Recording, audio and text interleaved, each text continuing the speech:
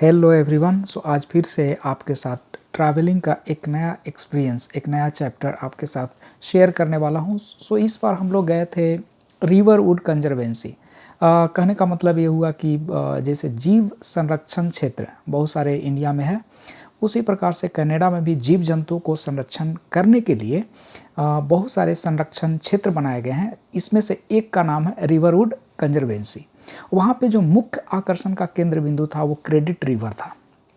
Basically वहाँ पे कुछ बहुत ही कम लोग वहाँ पे आए हुए थे बर्फबारी की वजह से, और जीव जंतु में भी मुझे बहुत कुछ दिखा नहीं। बेसिकली चिड़िया वगैरह के लिए वहाँ पे संरक्षण के लिए लिखा हुआ था, और कुछ लोमड़ी वगैरह दिख रहे थे, ज़्यादातर मुझे दिखा नहीं। लेकिन इम्पॉर्टेंट बात यह था कि वहाँ पे एक नदी बहती है जिसका नाम था क्रेडिट रिवर।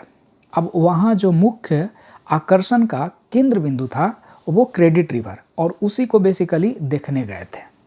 ये वही क्रेडिट रिवर है जो आप लोग पढ़े होंगे कि नियाग्रा जलप्रपात के बारे में।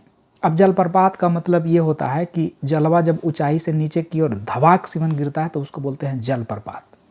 तो उसके लिए पर्वत चाहिए तो, और नदी का सोर्स चाहिए, तभी ना नदियाँ। तो नदी वहाँ पे है सेंट लॉरेंस, और जो पहाड़वा है उसका नाम है अपलेशियन पर्वत। अब पहाड़वा पर से ज़मीनवा पर जब गिरा पनिया तो वो हो गया जलप्रपात, और उसी का नाम है नियाग्रा जलप्रपात। वहीं से एक नदी निकलती है जिसका नाम है क्रेडिट रिवर, और वो जा कर करके फिर मिलती है लेक ओंटारियो में। ये जो फ्रेश वाटर वाला लेकवा के बारे में बताए थे पिछले वीडियो में, जिसमें ग्रेट लेक्स के बारे में चर्चा की गई थी, उसमें से एक लेक है जिसका नाम है लेक ओंटारियो। एक क्रेडिट रिवर उसी में जाकर गिरती है।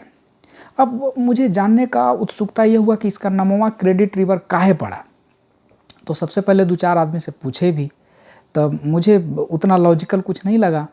तो रिसर्च करने के बाद हमको ये पता लगा कि जैसे आपको याद होगा कि पहले के गांव में हींग बेचने आता था अफगानी लोग हींग बेचने आता था। वो हींगवा बेच के चला जाता था, पैसवा लेने आता था दूसरा मौसम में। यानी कि हींगवा आपको क्रेडिट के तौर पर दे देता था, उधार के तौर पर। ठीक उसी प्रकार से यहाँ पे क्या होता था, छाल बेचने आता था। अब कौन बेचने आता था? तो फ्रेंच लोग बेचने आता था। तो वो क्या करता था कि छलवा को उधार के रूप में यहाँ पे जो लोग रहते थे उनको दे देता था, और बाद में दूसरे मौसम में आ कर करके पैसा ले जाता था। यानी कि वो क्रेडिट के तौर पर इसको छाल का बिजनेस करता था, और वही नदिया से आता था, इसलिए उस नदिया का नाम क्रेडिट रिवर, देख रहे हैं ना, पड़ा।